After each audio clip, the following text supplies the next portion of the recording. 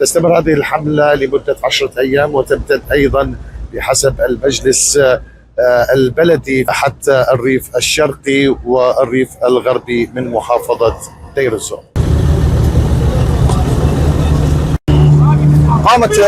قام المجلس البلدي في محافظة دير الزور بإطلاق حملة لتنظيف شوارع مدينة دير الزور. الهدف من هذه الحملة هو تنظيف الشوارع وإعادة تأهيلها وإزالة الأعلام النظام البائد وتجميلها بالأعلام الثورة وبعض الرسومات في مداخل هذه المدينة. إسراء فرحان، هون احنا فريق متطوع بجمعية خطى الأمان، وحبينا نجي نعمل شيء حلو للبلد، وحبينا جبت اولاد اخوي معي مشان يشاركونا بزراعة البلد مشان تصير البلد اجمل واحلى بكثير من قبل، وان شاء الله يعني تكون المشاريع مستمرة اكثر من مكان. المتطوع عبد الله الحسين، مسؤول برنامج التعافي في المديرية الثالثة، مسؤول حملة دير الزور.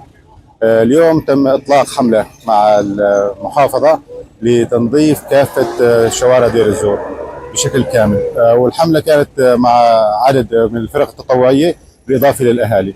طبعا البداية كانت من عند دوار الدلة، هون عند دوار الدلة قمنا مع أحد الفرق التطوعية بزراعة أشجار بالتعاون مع فرق الدفاع المدني، وإن شاء الله سيتم انطلاق على كافة مناطق دير الزور للحصول إن شاء الله للوصول إلى منطقة نظيفة بشكل كامل في منطقة دير الزور. يعني صار لها فترة ما فيها الخدمات الكبيرة، والحمد لله المحافظة ما شاء الله الحملة كانت كبيرة وعلى مستوى عالي لمدة أسبوع، ممكن تظل 10 أيام لغاية الانتهاء من كافة وجود أي مظاهر التلوث في كافة أنحاء المدينة إن شاء الله.